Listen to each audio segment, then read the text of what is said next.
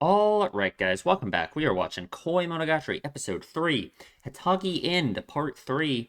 Last time, Kaiki began his investigation. He met Nadako and, I lived, which was kind of surprising, but she's a god now, right? She shouldn't be killing random people, I suppose. He met her parents, saw the closet, which, man, the closet, huh? I feel like, in a sense, in a way, Kaiki also kind of has a closet too. Like if you know what I mean, right? Like, sure. It's been like a week. I had to take a week off. I was sick, but hey, we're back. I skimmed through the last episode again, make sure I'm caught up. We're good. We're good. I didn't forget anything. Don't worry. So yeah, I don't know. I'm hype. I'm excited. This arc has been amazing so far. I still don't know what's ending exactly. I don't know. The title is still like ominous of the arc, but I guess we'll see. I guess we'll see. So hey, we're watching episode 3. You can line your own copy up with this if you want to. We are starting in 3, 2, 1. Try to have my volume right. There we go. Me. What a nice hotel room, huh?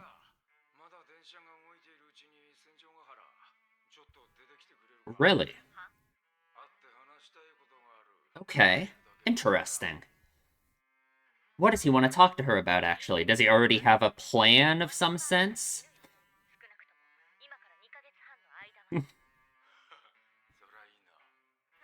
Maybe, right?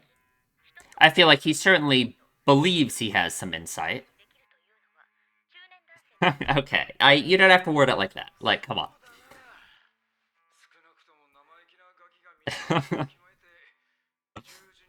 Like, come on.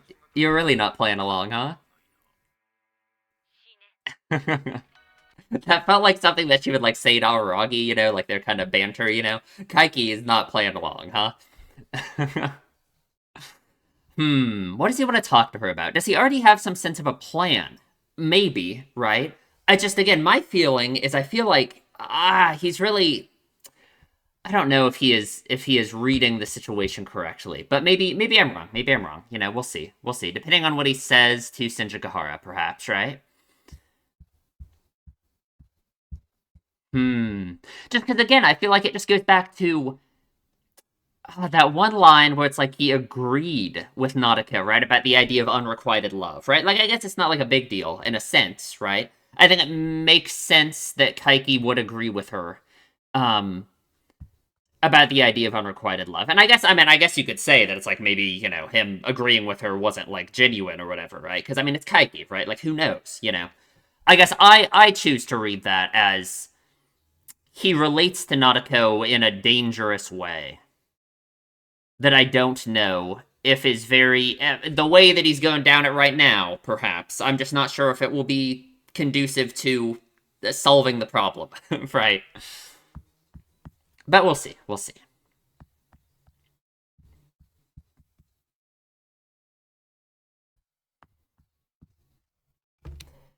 Okay.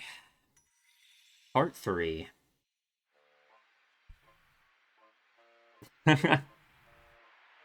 She's so cool. Okay, they're really, man. You weren't even looking at each other.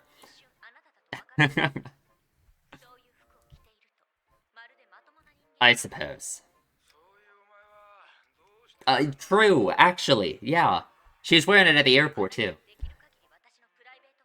Sure, I guess. You know what? Sure, why not? Of course, of course. She looks so proud of that.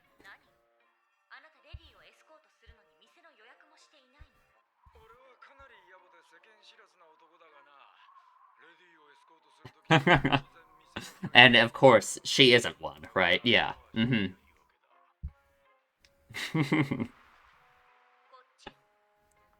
God, it's like he's the only person who is a real match for her, right?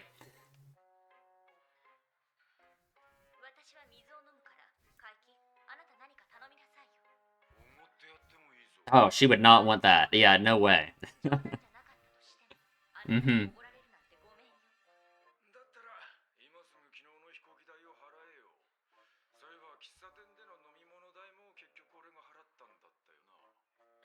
Sure, true. That is, yeah, you did have to, get money from him in order to fly back.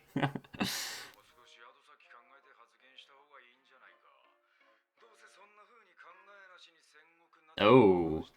Well, I suppose. What's interesting, though, is she kind of defused the situation there, right?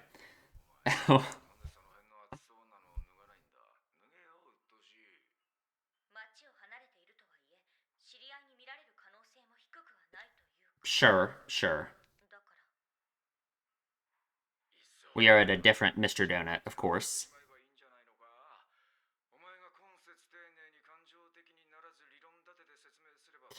Um, I no, I don't know about that. Like maybe, but I think Aragi has a different. Sure, yeah.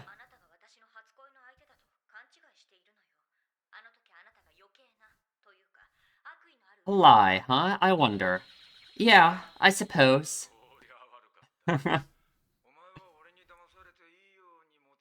Hmm.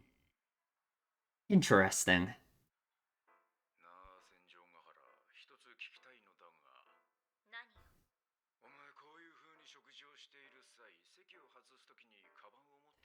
Take your bag with you.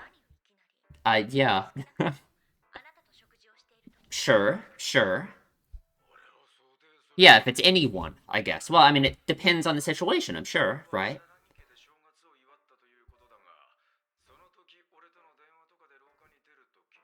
That would be weird. So, no, I doubt it. Yeah. Huh, what's your point, though?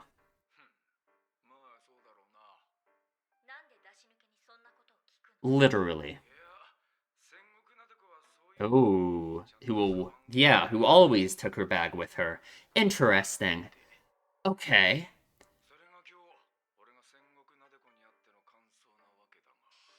Hmm. Oh, yeah, yeah, he just went right over there. Yeah.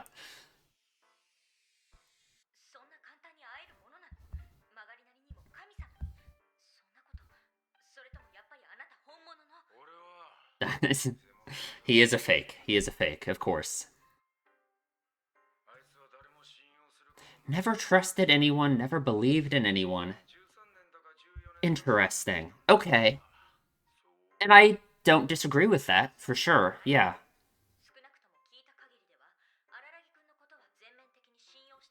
Um, yeah, no, I don't think that's true. Yeah, yeah. Okay, Kaiki maybe certainly has a better read on her than I thought.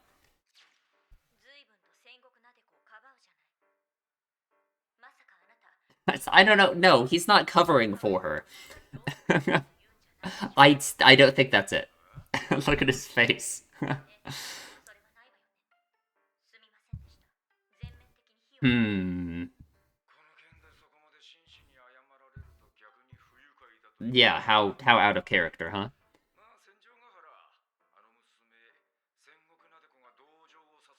Yeah, that induces sympathy. Right. Yeah. Mm-hmm. Mm-hmm. And it's like the sympathy is the interesting part of it, right? Is she enjoying it though? Right? It's like what he thought when he first saw her, that she must be happy, right?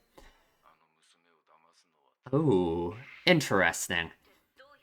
Is it though?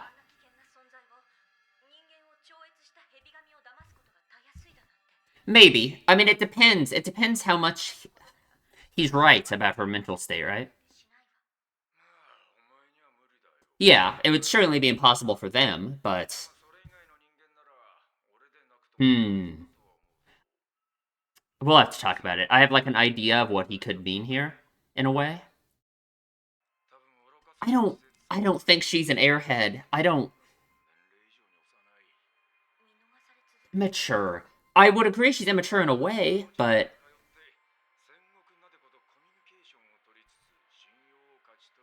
again, maybe that's what he means though. In a traffic accident and died. That should solve everything. That is the same thing that he told Senjagahara in Nisei. She won't. Interesting. And that's the same thing Kaiki says about Toei, right?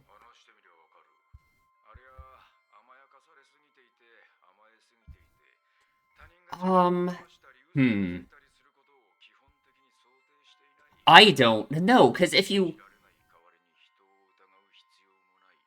Interesting. Okay, okay.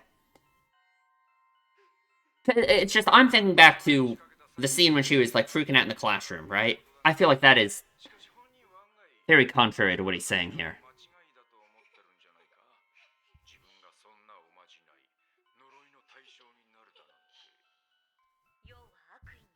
And dulled to malice. Ooh.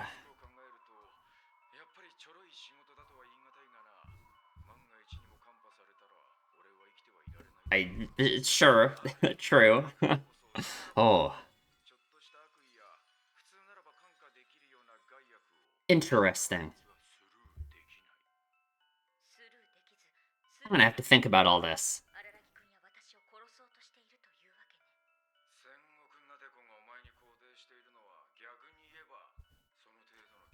I just, I don't know if it is shallow. I think Kaiki saying it is shallow is interesting. Reincarnated.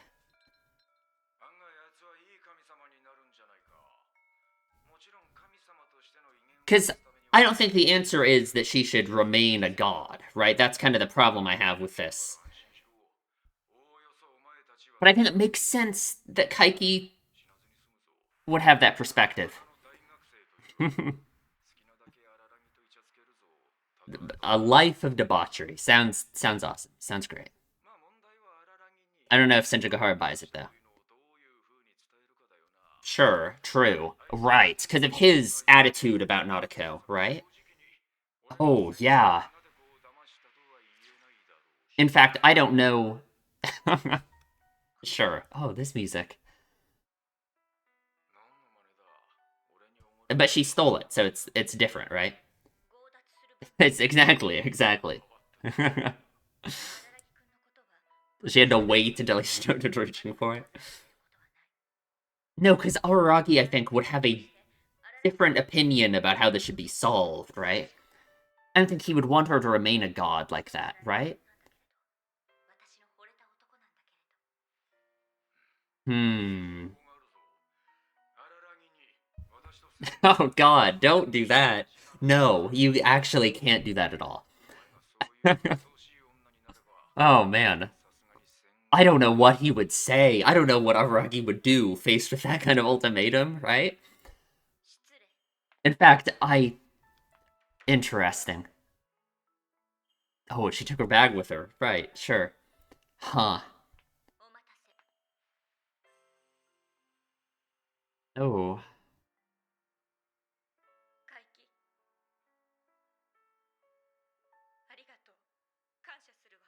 So yeah, I guess it feels real, I suppose, that it can actually be, yeah, that she's not gonna die.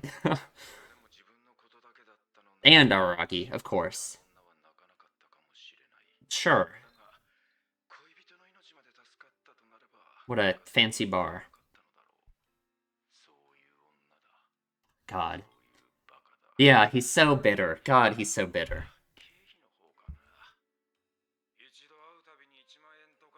That's gonna get expensive, yeah. Well, maybe you don't have to do that much. Oh, bookstore, yeah. Same one, I think. That, like, Aragi and Hanakawa have been to, and Nautico. Oh, Cat's Cradle. Yeah. Oh, Onanoki! Let's go. I... What was that? She got a new trick, sure. Relax coffee. I... What are you doing?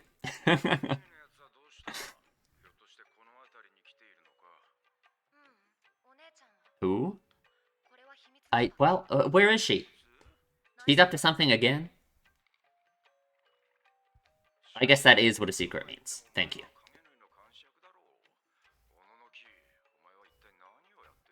What are you doing? Ooh, interesting. Okay. Yeah, they know what Kaiki's up to. Warning. Interesting. Oh, doesn't want to hear it. Yeah. Oh, pull out. Stop. Stop what you're doing. Is it because... Oh, because it's stable now. Interesting. Huh. So it's not out of fear for his life. It's... Okay, you gotta stop doing that, Ononoki.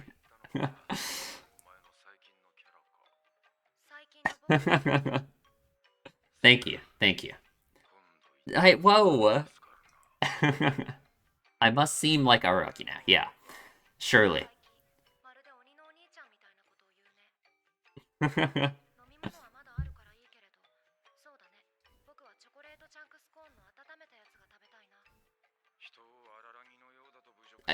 True, true.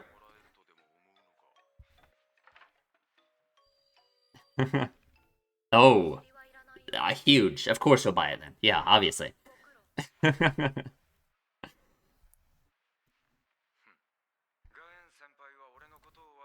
He does not like Guy and Izuko, huh? I think that makes sense. I think that makes sense. Yeah, yeah. Like his attitude immediately. Oh. Hmm. Oh god, 3 million yen, huh? 30 minutes later. Okay. He had to sit there and think for 30 minutes?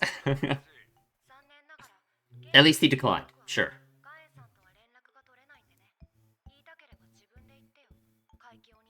Interesting. Oh, yeah. Right. She's not supposed to say Onichan. Right. Oh, okay. Right. Just about the town. Hmm.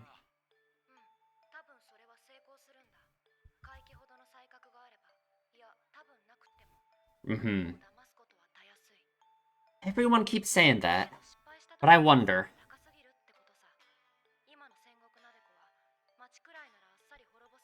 Sure, sure. So it's like risking making her angry or anything, right? Because it's trying to straighten that town out. The original plans, okay. Oh, Shinobu. Not supposed to call her the old hag, yeah.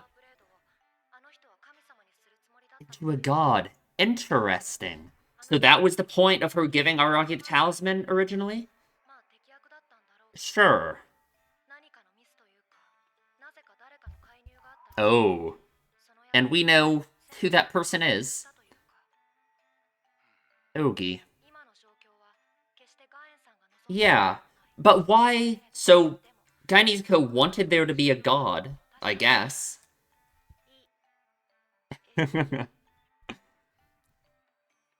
Interesting.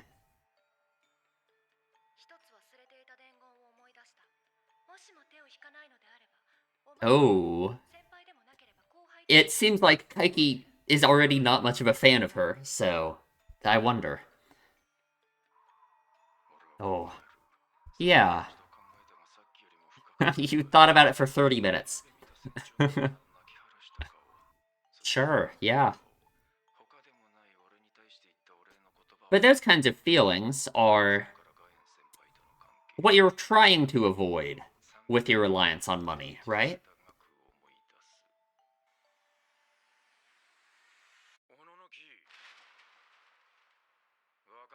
Okay, right. Is he being... Sure, right. Yeah, yeah, yeah, yeah. I believe it. Of course. Now, the interesting thing is, of course, Gun Izuko knows everything, right? So, I wonder... Yeah, kind of like an enemy to begin with. Interesting. Because what's interesting is this... He has money now to do this with Nautica, right? To give her the 100,000 yen every time. So, or 10,000 yen, right? What's up, Nautico?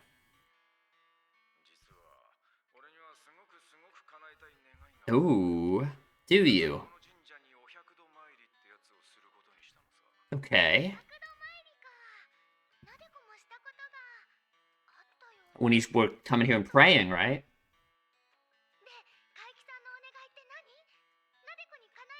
I wonder what it is. Or if he's just gonna make something up, probably, right?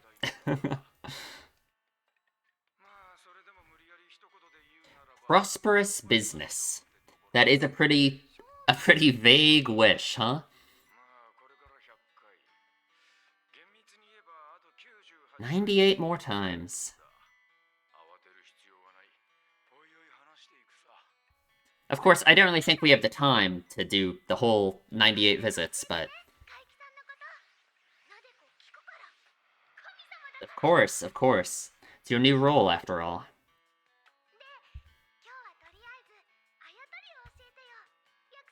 He learned a whole bunch, don't worry.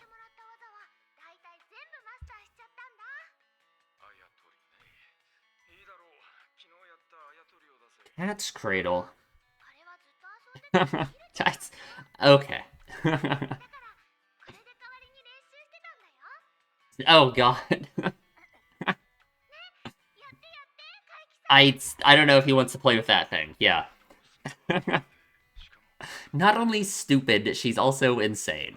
Come on. Did she? Ooh. Someone shadowing you. I wonder. Yeah. After you crossed Guy Nezuko. Perhaps, right? Oh, sure, and yeah, I guess we're still scared of Karen. Sure, sure. Oh, we have a random character talking.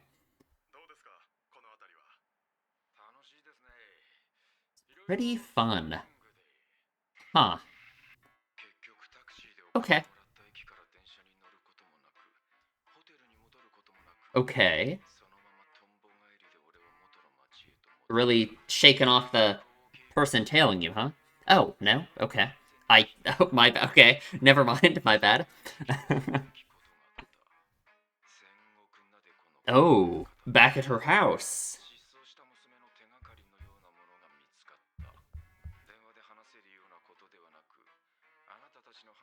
Oh, okay. Oh god, that is so mean. God. What a horrible thing to do. Come on.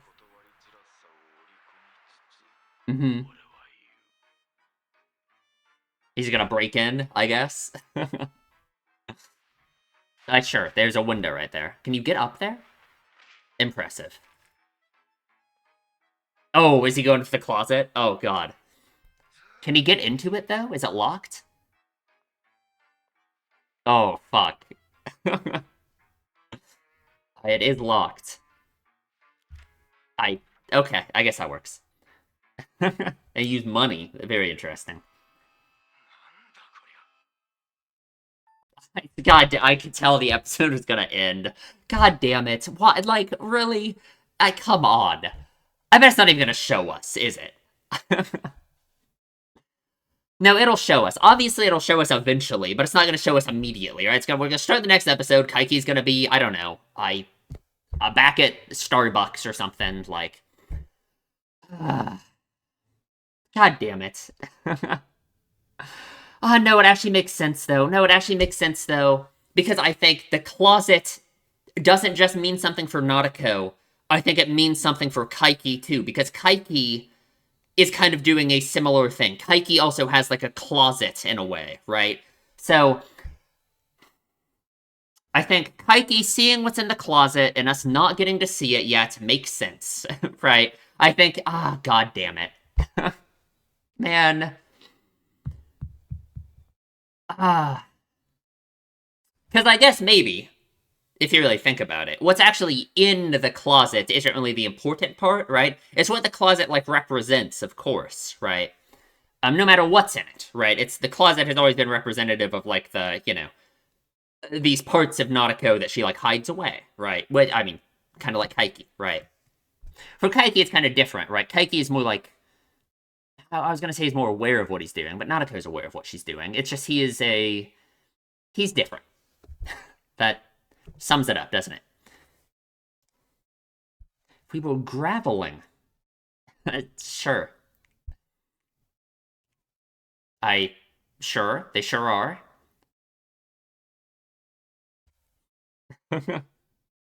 Well, Skihi, you're not even a human, so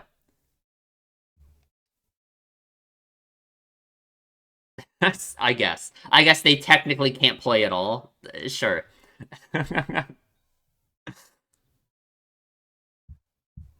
I guess. I guess. Sure. No, actually, you know what? There's some stuff to think about with that. Actually, no, that one's deep. That one's deep. She's better than a computer though, because she can move the pieces, right? And hey, like how I said, she's not human. My argument about Skihi was always she actually is like a human, right? She actually is a person, right? Even though she's the evil bird or whatever, right? She's just as much of Aragi's sister. She's just as much as a part of the family and a person anyway, right? So, sure, makes sense. Anyway, we will talk about the episode in the discussion. Okay, let's talk about the episode. Man, this arc has been so good so far. I love I don't know. I love Kaiki. I feel like I've said I love Kaiki at the start of every discussion so far in this arc. But I don't know. It's true. I love Kaiki. He's great. Also, Shinjigahara. Shinjigahara has always been awesome, of course, but like, it had been so long since we've seen her before this arc, you know? Man, I mean, the last time we really had an arc that felt like it involved her very significantly was, I guess, Tsubasa Tiger, and before that was like Karen B, right? So, man, it had been a while for her too. We got Ononoki in the picture now. We got Guy and Izuko. We are definitely gonna have to talk about Guy and Izuko. I think Kaiki's attitude about Guy and Izuko is interesting. Again, it's like I just add it all into this big like nonsense bucket of things I imagine Kaiki thinks and feels about things. Just because one, we just don't know. We don't know what happened between Kaiki and Gaintoe. Um, we have to assume in some way. Obviously, Guy and Izuko is Gaintoe's sister. There's some kind of relation there. It seems like Kaiki really doesn't like Guy and Izuko, which I think makes sense even beyond just any kind of relation between like Guy and Izuko and Gaintoe, right? I think her like knowing everything. I think it makes sense why Kaiki would not like when Ononoki wants to tell Kaiki what Guy and Izuko's like advice is, he immediately is like, no, I don't want to hear it, right? Which I can imagine for Kaiki, the idea of someone knowing everything like that and having advice for him. I can see why he would be abrasive about that, right? Man, I don't know. This arc, I am loving it. I am loving it. Well, let's start from the beginning. As always, Kaiki lying in his hotel room. Looks great. He's got like a I mean, how expensive would this place be, huh? Obviously, I assume they the anime visuals are probably not up to realistic with maybe what the actual hotel room would look like. But, still. Very cool. Very nice. So we call Sindrugahara to bring her out to Mr. Donut. Of course, of course. As a middle-aged man, how does it feel to be able to have your way with a high school girl? I think it's funny how Kaiki just, like, doesn't play along with this at all. That feels like something that, like, this is the kind of, like, banter that, like, Sindrugahara and Araragi would have together, you know? In Araragi, I mean, Kaiki just does not play along. Knowing her place and obediently hanging her head down. Die. Exactly. So, we meet up in the train station. We're really having a showdown here. Except they're not even looking at each other. Hmm. I want to show you as little as possible of my private fashion closet. By wearing my uniform, I'm asserting that I'm seeing you only from a business perspective. God, it is. I really just wonder what. We definitely talked about it before, like, kinda. But I really wonder what Kaiki thinks about the way Shinjo Gahara views him, right? I really can't decide if I think that Kaiki is, almost like playing this villainous role like for Sindra Gahara, so she like has someone to blame and like he's knowingly like doing that, right? Because the thing about Kaiki is obviously Kaiki's an adult, right? And I draw these connections between Nadeko and Kaiki, which I think are obvious and are like obviously there, right? Like that's the show has made that very explicit, right? And I think between Senjugahara and Kaiki, there's certainly some connections, right? I think the way that Kaiki like views Senjugahara is very interesting. But anyway, Kaiki's an adult, right? Is an adult. I can't like speak. Kaiki is an adult, and he therefore, I think his mental state is like different than like all of the other characters, which are like children for the most part, right? He isn't like so naive, I think, to be having like the same kind of problem like Nadeko is having, for example. I think Kaiki is aware of like what a bitter person he is and what a, he's like much more aware of what he is doing than the other characters are, right? And it's like he uses that awareness, I think, in a way. It's like he projects his attitude about things like onto Senjugahara too, right? It's like he views Senjugahara, he views other people as having having going through the same like thought processes and having the same like coping mechanisms that he would have, right? Um, like him wanting to tell everyone that someone died in a traffic accident, right? Because Gain Toei allegedly died in a traffic accident. I think it is maybe it's into question now whether or not she actually died in a traffic accident because it is his go-to like excuse to use for someone, right? He wants to tell Nadeko that Senjugahara and Araragi just died in a traffic accident, and he thinks that's just going to make everything okay and it's all just going to be fixed, right? That the same way that in some way in his mind, he whatever he thinks about Gantoe, it's so unclear, right? He thinks that that will just kind of resolve everything, right? Like, Gantoe, he just says, oh, she just died in a traffic accident anyway. It's, whatever, right? And he thinks if he just tells that to Nadeko, then everything will just be fine, right? He did the same thing with Senjugahara at the end of Nisei, right? Telling her that the guy who tried to, assault her, just died in a traffic accident. It's all over, right? It's almost like it's such an abrupt, like, quick ending to the situation, right? It's like I can see how perhaps through Kaiki's mind he thinks of it as like a way to just like start getting over these things, right? Because I think that's how Kaiki views like his past and things that have like affected him emotionally so much, right? Is he wants to not really ignore them. He just doesn't want to like wallow in it forever, I suppose, right? Even though my argument has always just been that through his behavior, being so bitter and trying to act like so like Kaiki, he actually is like wallowing in the past forever, essentially, right?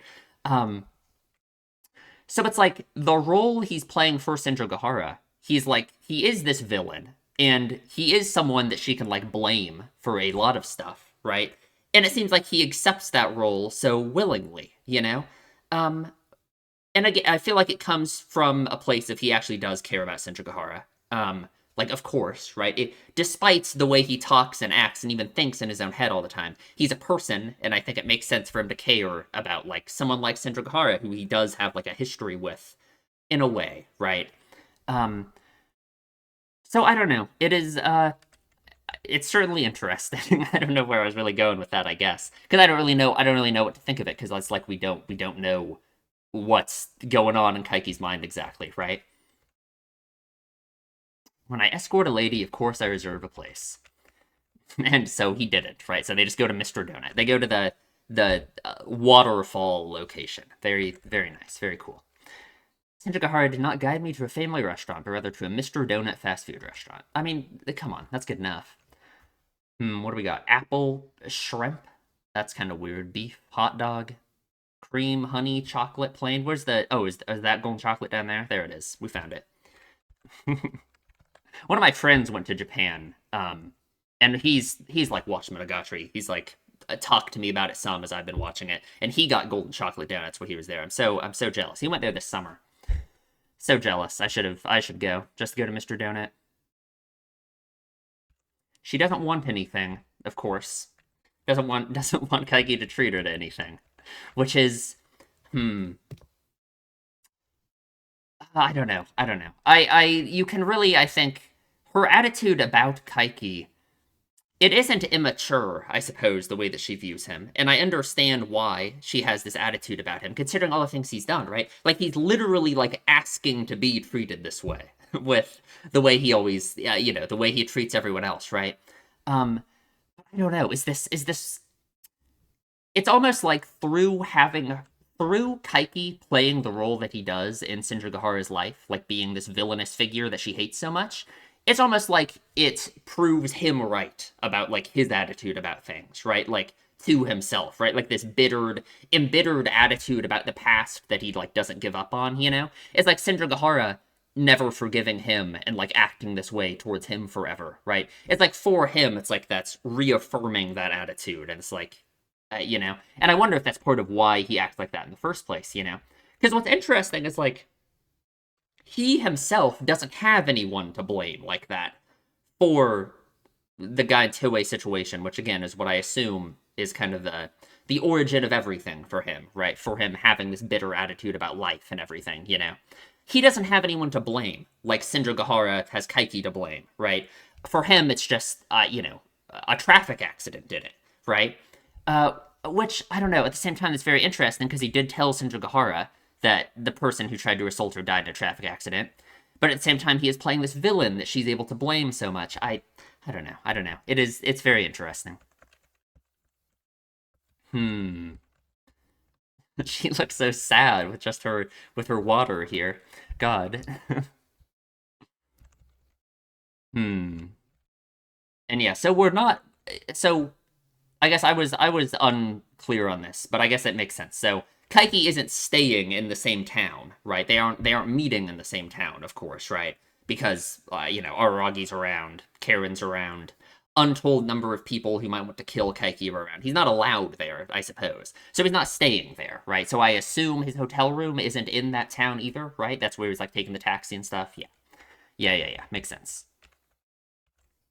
Why don't you be honest with Araragi and talk to him about this? If you were frank yet polite and explained it to him logically without becoming emotional, can't be so square-headed that he'd still be against it. I think this is an interesting question because the question is, what does Araragi want from the situation, right? Um, Araragi, I guess we have to assume, like everything else, Araragi blames himself for what happened to Nanako, right? Obviously, of course he does, right? That's why he's been going up there every day to try and talk to her, even though she keeps like killing him and all of this, right? He thinks that her situation now is his fault, right? Especially like if you think back to like before she ate the talisman and all of that, right? Like he was doing his classic Araragi thing. He was like, "Oh, I'm sorry, I didn't notice," and all of this, and blah blah blah, you know. So of course he blames himself for her situation, right? So I guess the question is, part of this goal, part of the resolution that Kaiki has come up with here is Nadeko is going to remain being a god, right? His goal right now isn't to stop her from being a god because he thinks that she's happy like that, which I think makes sense. It makes sense that he thinks of her as being happy, being a god, because he himself, I don't know if you should say he has a similar attitude about like his own emotions that like the idea of being a god is, which is like abandoning your humanity and like separating yourself from them, right? But it makes sense that he would believe that someone would be happier if they were able to separate themselves and that kind of thing, right? Because again, he's so bitter, he's so clearly like, you know, he's Kaiki, he's the way he is, right? I think it makes sense that he believes she would be happier remaining a god, right? So I guess the question is, from Aragi's perspective, would he be okay with Nautica remaining a god? Probably not, just because there's a bunch of like other stuff tied into that, right? Like, I mean, Nautico's family are gonna have her just lost forever, right? Um, yeah, I don't think Aragi. I don't think there's any way he would accept it, right? And I mean, again, it's like then we could just tell Aragi what happened, right? But if he still doesn't accept it, right? Like even if we don't have to do some weird trick to not tell Aragi about Kaiki and all of this, right? And even if Shinjagahara does what Kaiki said, and you know, gives him the ultimatum of, "Are you going to choose me or are you going to choose Nadako?" Which, for one, I don't even know. I don't even know what Aragi would choose, and that, like, God, I don't know. That would be crazy, right? I really wonder what he would say. Um, Even if he was like willing to accept that, right? I just think the question of whether or not he's fine with Sengoku Nadaka remaining a god forever is like a different question, right? And I don't know. I don't know. I don't know. I think Aragi-kun has a misunderstanding about my relationship with you. gotten the mistaken notion that you were my first crush, because back then you made a lie you didn't have to, rather one you made with malice. So it is, of course, referencing back at the end of Nisei, when Kaiki said that weird thing about Shinjigahara, like being in love with him, right? We don't really address it much more here. He just says, you were deceived by me and toyed around to my liking. Like, sure, thanks, Kaiki. I wonder if Kaiki... I wonder what Kaiki actually thinks about that, right? I don't want to, like, go too far off the rails here. And, like, because, again, we know so little about Kaiki, really. But it makes me wonder, is there some, like, emotional reason he has to, like, be predisposed to the idea that Shinjigahara was, like, in love with him for some reason, and, like, he, like, betrayed her in some way, something like that, right? Through, like, obviously through, him scamming her and all of this, right? I don't know. I wonder. When you're eating out like this, do you take your bag when you leave your seat? So I guess this whole idea of taking your bag with you when you leave your seat, not just about Kaiki, it's just for like anyone, right? I guess what it means to me, what like the vibe of it is like how much you trust just like people around you in general, right? It's kind of in the same vein of like Nautico's fear of like being genuine, right? What it immediately makes me think of, and it feels kind of contradictory with some of the other stuff Kaiki says about Nautico, but maybe not. Maybe I just need to think about it more. What it makes me think of immediately is Nautico's scene when she was in the classroom and she was yelling at all of her classmates, essentially about like the things that the way that they act, the way that they react to other people's like emotions, right? That's kind of what that was all about, which is essentially the core reason for why Nautico acts the way she does, right? It comes from this, it's a fear of being genuine because of the way that other people perceive that genuineness, right? It's this shield between your real self and the version of yourself that you show other people, right? Which I think everyone has that to like a degree, like obviously, right? There was always a difference, of course, between like your internal world and like who you are in your head and the people that other people perceive you as, right? And it's like, it's impossible to be like, to fully show someone like who you are in your head. That's kind of like, it's kind of locked in there, unfortunately. Like you can do your best, right?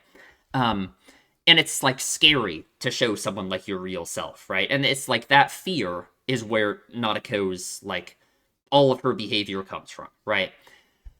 The question is, so for one, the question for me is how related is that to like the way that Kaiki acts, right? Because Kaiki isn't really doing like the same thing exactly, right? Because Nautico is aware of what she's doing in a way, right? But I think Kaiki is an adult. He's lived like this for a very long time, right? He's very like set in his ways, right? I don't think we're gonna see some drastic change in like Kaiki through this arc. I think that would be unexpected, right? He's very set in his ways, and I don't think he's like fooling himself or anything, like any way that you could imagine Nautico is, you know what I mean? He's definitely thought about all of this stuff, and he knows that the way he acts is very bitter and is very, he actively plays the villain in other people's lives, right? Like he's aware that the way he acts is like negative, right?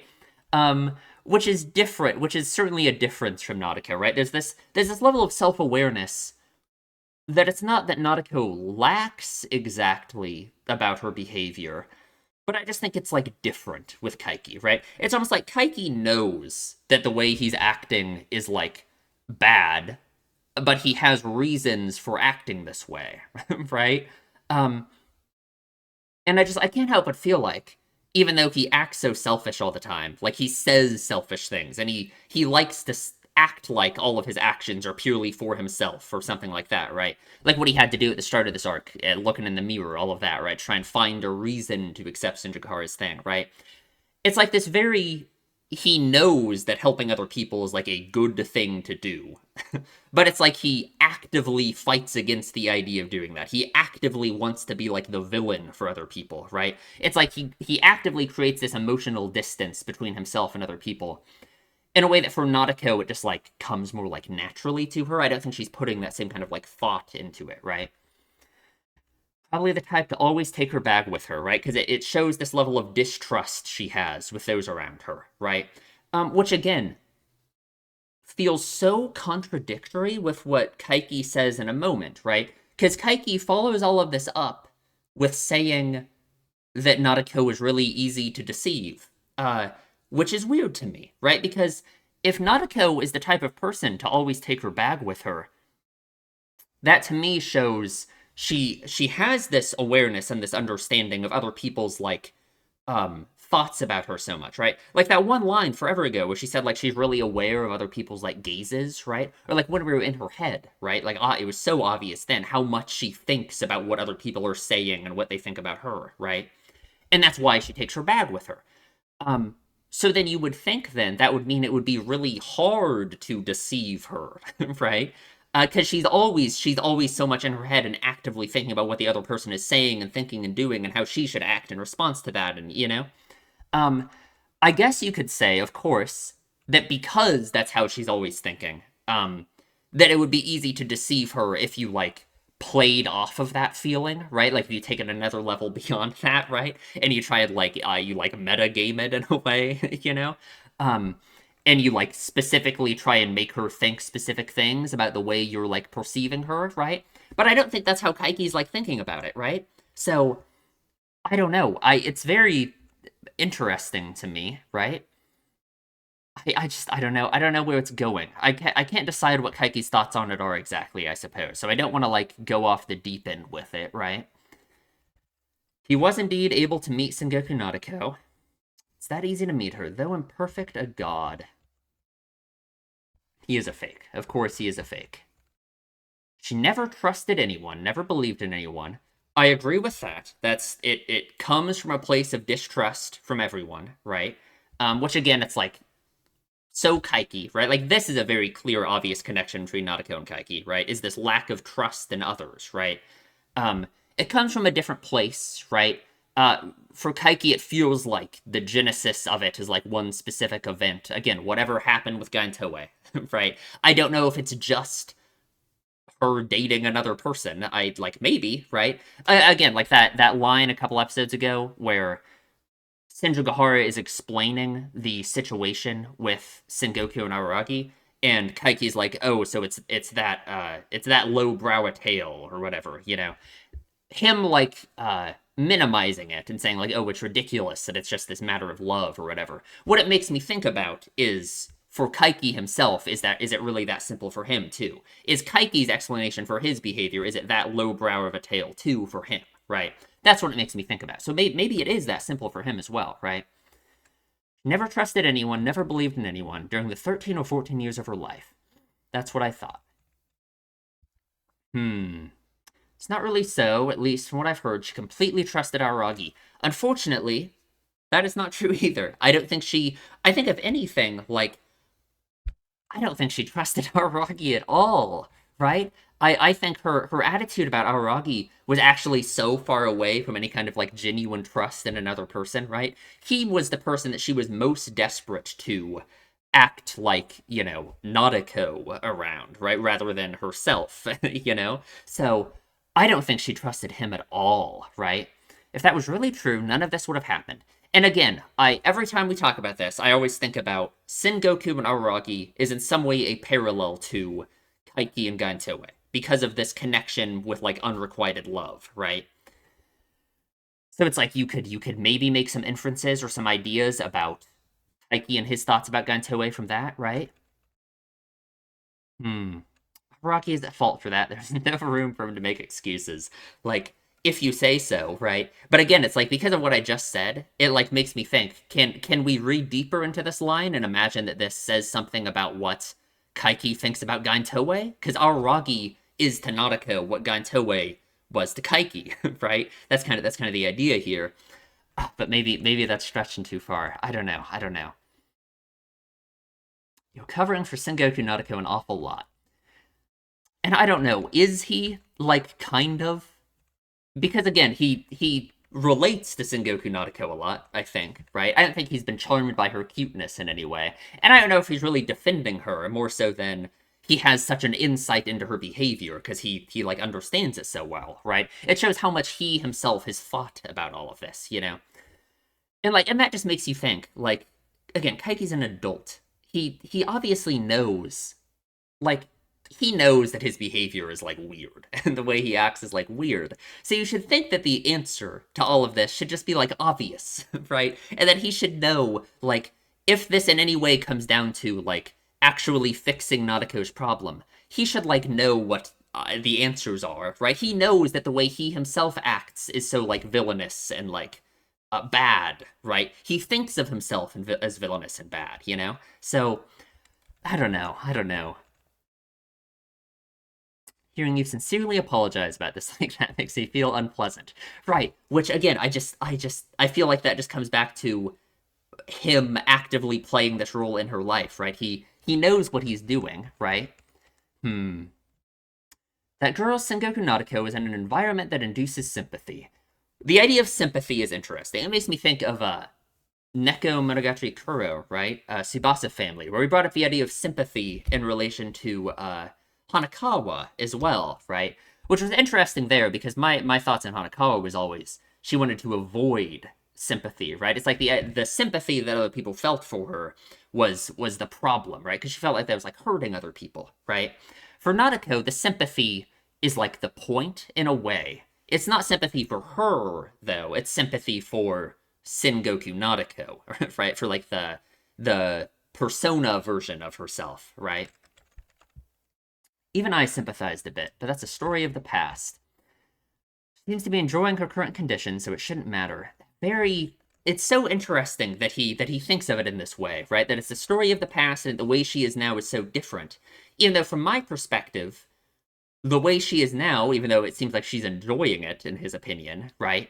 It's just a direct continuation, right? It's not like she has actually changed beyond just going further down into this hole of, not being herself, right? And this is where I think Kaiki's thoughts about it are, like, muddled by his own behavior and his own attitude about things, right?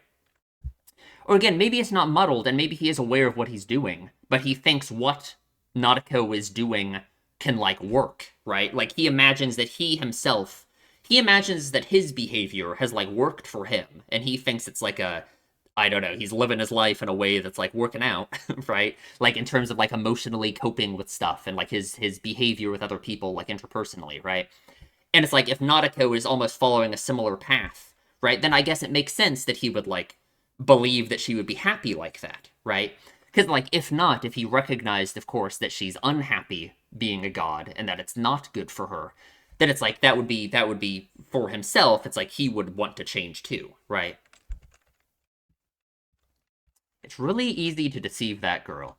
So it's very interesting. He says it's very easy to deceive her. And again, it's like, one, you can think of it in the weird meta way. The idea of deceiving her because of her perception of other people being so strong, right? And like her being so aware of other people and like, what they think of her and all of this, right? Two, you can imagine in some way Kaiki is talking about himself, right? And what I mean by that is Kaiki has like a deeper insight into Nadeko than most people because of how similar they are as characters, right? The problem with that is I don't know how much Kaiki recognizes that yet, right? I'm really unsure. He has this connection to her between him and Gantoe and Nadeko and Araragi, right? Um, so I guess you could say that he has this deeper understanding of her that perhaps you could say leads him to believe she's easy to deceive, right? Perhaps the same way he was or is. Again, it just makes me think of his past, right? But like, who knows, right? To say that deceiving such a dangerous existence, a snake god surpassing human limits, is easy. If it was something that simple, I wouldn't take my time to request your services. It'd be impossible for you and impossible for Araragi too. But for anyone else, I think it would be possible, even if it weren't me. And he says she's an airhead. Not saying her grades in school were bad. Well, of course, those were bad too. People probably kept overlooking her foolishness and naivete for all this time. She's very immature for her age. The problem I'm having with everything Kaiki is saying here is I just disagree. I don't think Nadeko's problem, in a sense, comes from, like, immaturity, right? Like, of course, her fear of being genuine and being like herself is something that I think everyone, especially when you were younger, struggled with a lot, right? Like sharing your interests with other people or like anything like that. It's hard to do when you're like young because you're so worried about like fitting in and all of this, right? There's those kinds of thoughts and feelings, right? So I guess I agree in a sense you can say she's immature. I don't know if it's immature for her age. I don't know if I would say at all that it like comes from a place of immaturity like in that way, like in a way that in any way belies her being naive and foolish, right? Um if anything, I think it comes from a place of like cynicism and distrust of other people that's so much like Kaiki, right? So I can't tell. I can't tell if what Kaiki is saying here is a rejection on his part of wanting to view Nautiko as similar to him in any way, right? Like, if in his mind, this is in some way him thinking, like, he is trying to distance himself from being like Nautiko, right? Which would be, like, bad. that would, like, belie Kaiki not being far along in, like, terms of his own, like, emotional development, as I thought. Or, like, uh, it is, like, a more willing rejection of it along the same lines of what I said before, like, this idea that what Nautico is doing is like the correct path to be taking in some way, right? Because he himself is doing it, right? And he recognizes the similarities between them, right? Like maybe, right? Because of her cuteness. I plan on frequenting that shrine from now on, and I'll keep communicating with Sengoku Nautico to win her trust. And around next month, I'll tell her that you and Aragi were in a traffic accident and died. And what's interesting is I don't disagree with Kaiki, of course, that from what he has seen of Nautico, from her acting as the god at the shrine, right? She acts stupid, right? Though from what he's seen, I guess she acts stupid, right? So maybe it's fair, right? It's just at that point it just means that Kaiki's really fallen for it, and he's not gonna be able to help her at this rate, right? So I don't know. But he's gonna tell her that Aragi and Sindagahara died in a traffic accident, which, man, that's just the Kaiki special at this point, right? Is to just tell someone that someone they loved died in a traffic accident. Like, that's what he tells himself about Gantoe. Or someone they hated, right? Like with Sindagahara and the person who assaulted her, right? Because I guess the idea is, I mean, we kind of talked about it already, right? But it like co-signs that person to the past instantly, right? It's just like immediate. It's just such an abrupt, senseless thing where it's just instantly, it's just over. Like, what did he say to Sindagahara exactly when he told her that, right? Like, it had nothing to do with her, and it was in a place that had nothing to do with her, in a way that had nothing to do with her, right? Like, all of this stuff, right? Which it's like, in that moment, you can almost take it as like some kind of cruel sense of like taking her revenge away from her. But at the same time, it was like freeing her from her past in a way, right? It's like, and as we saw in Karen B, it certainly helped her like move along and progress emotionally, right? And be able to like progress beyond the past in a way, right? Despite what Kaiki said about the past in that moment, right? So I guess my question is like, what does Kaiki imagine Nautiko, like, how does he imagine telling her this would like help other than like, I guess it would fix the situation and maybe that's just it, right? It certainly wouldn't help her emotionally, right? It would just leave her to be like bitter like Kaiki, right? Like, I don't know. If you heard something like that, wouldn't Sengoku Nautiko first confirm our immortality with her own eyes? She won't. She won't confirm it. She'll take it at face value. Which is interesting, because it's almost like, we cut to Sindagahara immediately. It's like you can say Sindagahara herself, it's not like she ever confirmed what Kaiki told her about the person who assaulted her, right? Like that. So I don't know. And of course it makes you think about Kaiki, with Gantoe having apparently died in a traffic accident too, right? She's been spoiled way too much, so she's too dependent on others' kindness. Basically, the thought of someone deceiving her or lying to her never enters her mind. It's so weird. I don't understand this. I don't understand why he's saying this or thinking this at all. Because he just said that she's the kind of person who always takes her bag with her, right? And like, obviously we as the viewer know he's wrong here, like for sure, right? Because we know that all she thinks about is other people deceiving or lying to her, right? Like, that's maybe deceiving or lying is the wrong word exactly, right? But she's very critical of other people's like emotions and what they're thinking about her and all of this stuff, right? It's all she thinks about is other people's actions and the way they're perceiving her, right? Like, again, the scene in the classroom, right, when she was yelling at all of them, you know? I guess just my question is, how did Kaiki reach this conclusion, right? I just have no idea. Um, I don't know. It just feels like it feels so contradictory with what he was just saying about her being the type of person to always take her bag. She can't believe in people, but she has no need to doubt people. Ah, God. Okay. Maybe. What this line just made me think, which, like, maybe this is what Kaiki's kinda getting at, but, like, I don't know.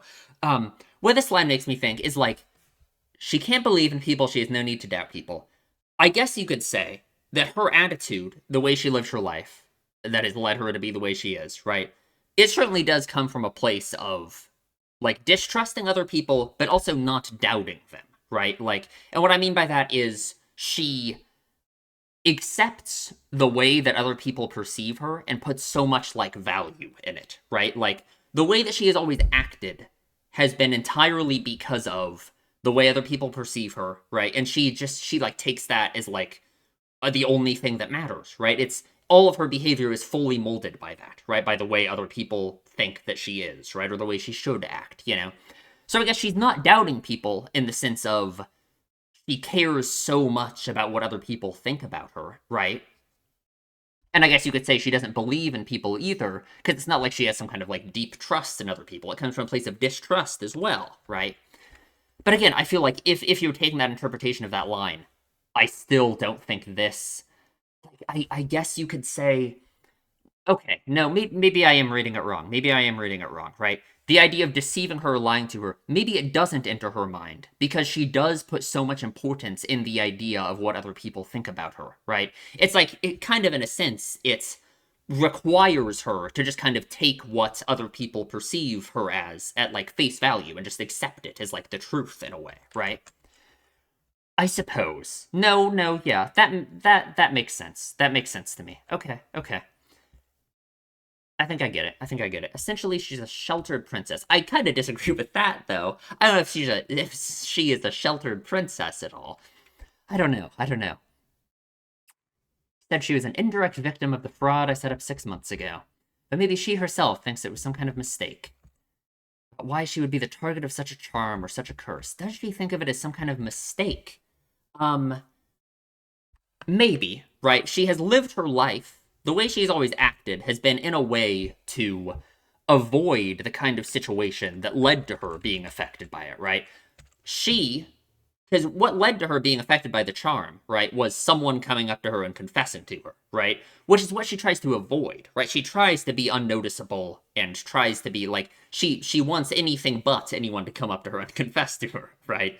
Um, so I guess you could say that means it was some kind of mistake in a sense, right?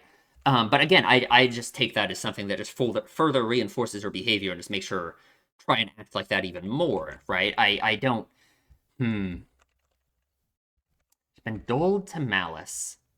Though that said, thinking about the risks if I fail, still hard to say this is an easy job. On the 1 in a million chance she sees through me, I don't think I'll stay alive. And it's lines like this that really just make me like, because as the audience, it's so easy to see through Kaiki, right? I think it's so easy for everyone to see through Kaiki, like in a way, right? Um, I guess he barely interacts with people for the most part from what we've seen, right? Like the people he interacts with are Araragi, who hates him, Shinjogahara, who hates him, and he like plays the villain role in her life explicitly, right? Um, and Kanbaru in Hana is actually very interesting because she saw through him instantly, right? She literally was immediately like, "Oh, were you in love with my mother and all of this?" Right? Like she immediately could just like tell what was up with him, right? And like the that he's bitter because of him being in love with her mother and whatever else happened with all of that, right? Um, so I just don't think Kaiki is as good at not being seen through as he thinks at all, right? Especially not for someone as perceptive as Nautico, right? Like that's kind of my whole thing, right? I don't know. I don't know. Especially because she's dull to malice. This idea of being dull to malice is interesting. I kind of want to read how the other subs translate that. She can't sense malice. That's just kind of the same thing. Dull to malice. I don't know. It's like, I guess you can kind of just interpret that in the same way I was saying, like this idea of other people's perceptions of her, like coming from a place of malice, something that she shouldn't just accept at face value, you know?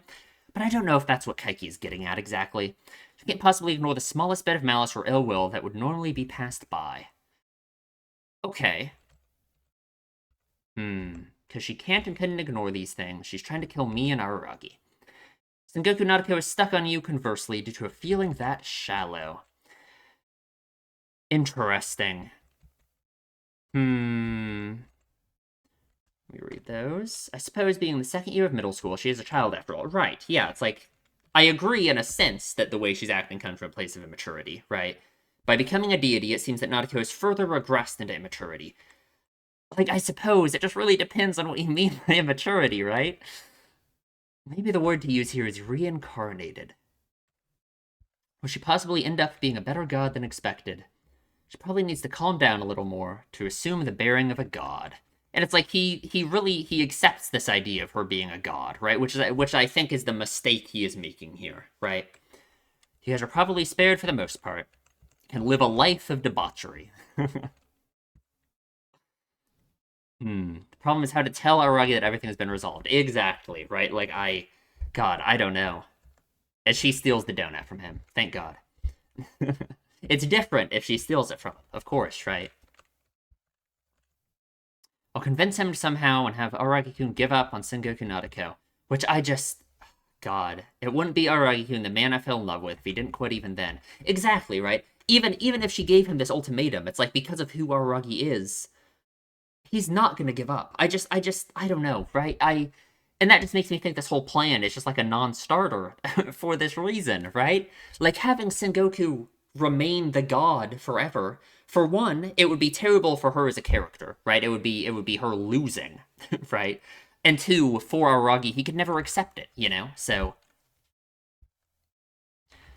I don't know. She gets up with her bag. I guess, did she already have her bag on her this whole time, though? So, like, of course she took her bag with her. She took her bag with her. Good attitude. She does manage to impress me. And it finally hits her. And he gets thanked for it, right? Which I wonder what that means for him. I wonder what he feels about that, right? Because he was thinking so much about the idea of saving another person and like how that would feel, you know? It's like he feels that right now for a moment, you know? I just wonder what he thinks about it, you know? I wonder how closely tied that is to his attitude and like why he's so bitter in the first place, right? Because obviously, like, his attitude, he's so bitter, he rejects other people so much, right? It's like he rejects, like, the help of other people in a way, like any kind of, like, connection with others, you know? He would certainly reject being helped by other people, right? It's like, you have to assume that's where his, like, he feels, like, betrayed by others, right? So it's almost like through helping another person, through helping Senjugahara in this way, he's going against like this villainous role he's always played in her life, right? It's almost like he's teaching her the lesson that he doesn't want to teach her, right? Or at least that he himself imagines one shouldn't learn, right? To like rely on another, you know? Because it meant her lover's life was also spared. She couldn't help but cry about it. Exactly. She's a fool like that, right? Like he just thinks of it like that, you know? Like this caring about another person like that, you know? 10,000 yen each time I go visit. Yeah, she's pretty expensive. He sits down, gets some cat's cradle, learns some patterns, and Ononoki is here, and she has a new speech pattern, huh? I guess she had to pick up a new one after she lost I said with a posed look, right? Yay, peace, peace. Very, very nice, very cool. There were lots of text flashes here. She got a new tick. Bad influence from her friends, I bet. I hope we see some moment where Aragi teaches her to say that or something. So she is here for the purpose of... Perhaps she got too close to Aragi. Maybe, right? She is here for the purpose, specifically, she was sent here by Guy Izuku to warn Kaiki about what he is doing. Now here's the thing. Guy Izuku knows everything, right? So we always have to assume that there were like she's going to foresee the outcome here. She's going to have foreseen that Kaiki was going to reject her offer, right? Um, oh god, I'm all stuffed up still. Um, which is interesting because he was just thinking before the scene about how he doesn't have enough money. Guy Nezuko shows up and is like, "Hey, I'll give you all this money," and he takes it, rejecting her help at the same time, which is something he wants to do. And now he also has money for Nanako, right? So it kind of makes you think that Guy Nezuko is just like playing him and just like knows what's going on right now, right? Um, like knew obviously Guy Nezuko knows that he doesn't like her, right? And like that he would be completely fine. Like he says it's a relief that he feels like he's cut ties with her now and all of this, you know. So it's like she gave him a way to cut ties with her, which in some way he wanted, a bunch of money, and a way to continue doing what he's doing. So I think she actually wanted this, right? Especially if the original plan, which we learn about this plan apparently the guy Nezuko had, which was always to install a god, I guess, in the town. Um, it was gonna be Shinobu. That's why she gave Araragi the talisman, apparently. Um, so I guess of course it makes sense that if the plan wasn't for Nadeko to be the god, that she would want Kaiki to fix the problem, right? Which again, it makes me think that Kaiki's solution of having her stay the god forever is probably not going to be the solution, right? That's supposed to be a secret. Secret, it means I can't tell you. Thank you, Ononoki, for telling us what a secret is. Hmm. So Ononoki is here, yes, to give him a warning. He immediately doesn't want to hear it, right? I, I think I get it, right? Kaiki is someone who, like as we see, he wants to be so self-reliant. He thinks down so much on other people who like care about other people in any way, right? That's kind of like what he just thought about Senjukahara moments ago, right? So of course he wouldn't want to be reliant on like the person who knows everything for advice, right? Like I think it makes sense he would have like this instinctive dislike of her, you know. Let alone if I can't speculate about it because we don't know anything, but let alone the fact that she's also Gaian Izuko, right? There has to be some kind of history there with like Kaiki and all of that, you know. But who knows? Who knows, right? Someone like you should not meddle in that town. There are few irregularities, but that town is now somewhat stable. Kaiki, if you do something unnecessary, it will all go to waste. Or rather, it will be worse than before, so pull out.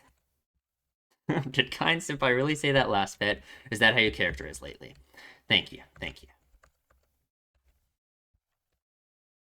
And he thinks, I threatened her, I must seem like Araragi. What does he think of Araragi? Like, come on. Hmm. And she gets him to buy a chocolate chunk scone for her, of course. Looks pretty good. I don't know. Looks pretty tasty. I mean, this is literally just like Starbucks, right? So. So, yeah, so Kaiki immediately, his thoughts on Gein's, like, thing here are that she's, that she doesn't understand him, that she's, he's so different than she thinks and all of this, which again, she knows everything. So like he's dumb, right? I don't know. It's interesting to me that he doesn't immediately see through it in the same way, right? By knowing that she must have some kind of ulterior motive here, right? But I wonder what he thinks about her. I don't know. I don't know. If I'm told to pull out, I'm going to be more gung-ho about finishing it, of course. Yeah, yeah. Because he rejects her advice so much, so of course he's going to immediately reject, literally do the opposite of what she said, right? 3 million yen, and he thinks about it for 30 minutes. Hmm. I think Guyan is worrying about what would happen if you fail your job. So it's like, this is like another layer to it, right? They're like trying to undermine like his chance of success. So like he immediately, like he gets like defensive about it, right? Like if it comes from a place of thinking he'll fail, then accepting the bribe to stop doing it is almost like him admitting that he would fail, right? So of course he doesn't want to stop, right? Even with as much talent as you, Kaiki, well, even without that much, deceiving that girl is easy. Very interesting, but the risk involved for you to fail is just too high. Nadeko has enough godly powers to easily destroy an entire town. Yeah. Gansan is the one who's trying to straighten that town out in the first place. So apparently straightening the town out, which I assume has something to do with just all the crazy, like, oddity stuff happening all the time, right? Like the balance, right, that Oshino wanted in some way, right? Is there needs to be someone who is a god, I suppose, at the shrine. I guess that's part of the plan. The original plan was for it to be Shinobu, which is interesting. I wonder if when Guy and Izuku gave Aragi the talisman, if like that was part of the plan, right? If she just said like, "Oh yeah, feed this to Shinobu," and he just never did, right? Because I guess Aragi wouldn't want that, of course, right? Also, God, I could fucking talk in this episode forever. There's so many things in this episode. Also, this makes you think about the darkness, right? The idea the darkness doesn't come and destroy wouldn't come and destroy her if she became a god like this, right? Which is interesting. It makes you think, right, that therefore there is some way for oddities to like change and not be destroyed by the darkness then, right? Which for me makes me think more about this idea of like this it's part of like the self-perception thing. Like the darkness being representative of like self-destruction in a way, you know? So it comes to you based off you yourself believing that you're lying in some way, right? And like I suppose the talisman being like the thing that makes you a god somehow, maybe that's like important too, like in an oddity sense, you know? I don't know. I don't know. Due to some mistake, for some reason, someone intervened. We know who someone is, which is Ogi. It's interesting because it's like we're putting Guy and Izuku and Ogi almost on like opposing sides here, right? I wonder if this is all some greater thing that Ogi's doing. Like we don't know what Ogi has been doing the whole time, right? She, they, whatever pronoun. I don't know what pronouns to use. They, I guess, because they changed genders, right? They. Um, they they've been running around doing stuff, I guess, right? Like all the stuff with Nadeko. If the purpose of all of that really was just to like what undermine Guy Nizuko's plan, maybe that's going too far though, right? I don't know. I don't know. Right? Obviously I have my whole theory about like what you can say Ogi represents, which is like the whole like thing in relation to like Aragi's like all that, go listen to the last episode of Oni Monogatari, right? I talk about it there for 2 hours. But it feels like that would be opposed to, unless in some way what Ogi represents could somehow be representative of something that opposes what you want to say Gun Izuku is doing. I don't know. We don't know. I don't know. I don't know. It would be way too much to try and think about and talk. This discussion is already getting so long. I don't know. I don't know. Current situation is not one that Gain-san sought, so of course you would want it to stop, right? However, still, it's not a terribly bad situation either. I guess. If you don't plan on pulling out, I'm no longer your senpai. Our relationship as such is over. So Kaiki thinks. Remember it's Shinjukahara's cried-out face I saw last night, and her words of thanks. The words of thanks directed at none other than me, right? How much does that mean to you, right? Then my relationship and interest with Gain-senpai. I was reminded of the proposed sum of 3 million yen, which is interesting, right? Because for me, I've always thought that Kaiki's obsession with money is almost like it's this crutch he uses, this replacement almost for the idea of like emotional attachment and all of that, right? He wants to boil everything down to just money, right? Because it's like such an inhuman like thing, He takes it, but he doesn't, right? He takes the money. I really think he's just being played by Guy Nizuko, like for sure, right? Come to think of it, she was like an enemy to begin with. Once my ties to her were gone, I felt slightly refreshed. Yeah. Here's Nadeko. Here she is. He has a wish that he really, really wants granted. I don't know how far to look into this idea of him having a wish that he wants granted. I don't know if that really means anything. Because all he says is prosperous business, right? And I guess you could say that itself, his wish that he wants, being so, like, just this vague, like, kind of just means nothing, right? Maybe that is meaningful in and of itself, right?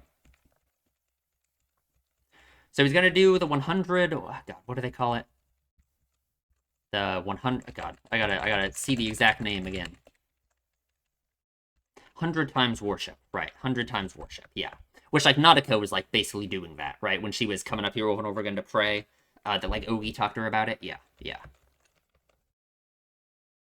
98 more times. Now, obviously, we don't have enough time to come here 98 more times before she kills them.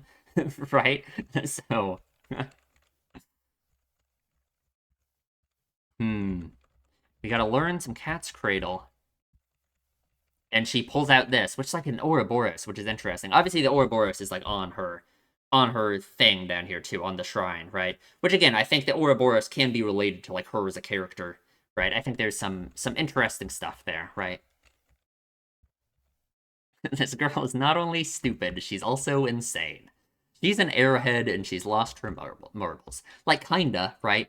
But I guess maybe where Kaiki's going wrong is he's just falling for just like the basic thing of thinking that this is all Nautico is, right? Because if he's not imagining that there was like, that this is almost an act that Nautico is putting on, like she essentially is, right? Then of course he would perceive her in this way, right? And I guess, is there really anything to say? Anything for him? Any evidence? Any reason to think that Nautico is like actually the way she is? I don't know. I don't know. There's like someone shadowing him. One again, Senpai's henchman. It's like maybe not, right? Because if he's actually doing what Guy Nezuko wants, then he wouldn't be shadowing him, right? Or it could be a junior high kid. It could be Karen chasing him down.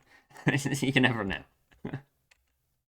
411,000 yen. What is going on?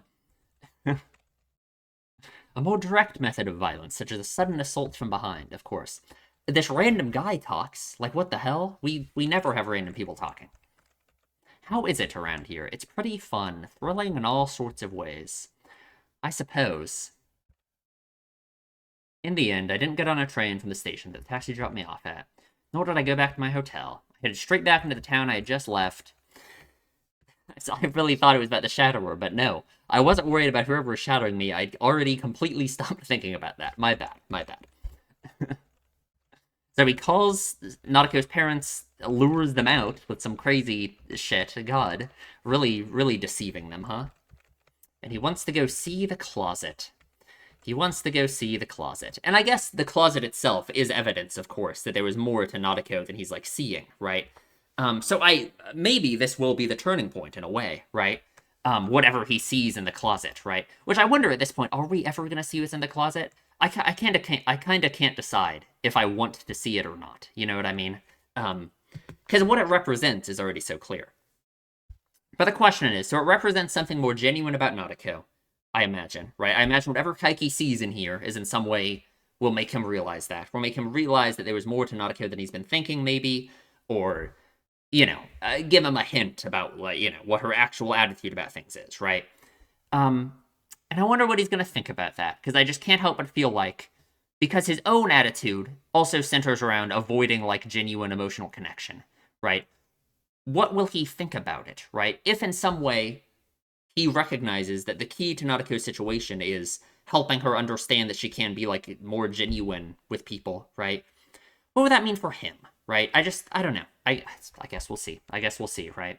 Because I don't know what his attitude about it is going to be yet, so I'm not going to ramble, That is it. I feel like this discussion was, like, all over the place, but I'm getting back into the swing of it. I'm still sick. I'm doing my best. I'm trying. So yeah, I guess that's it. So please, if you enjoy my videos, subscribe, leave a comment, tell me what you think, and I will see you in the next one.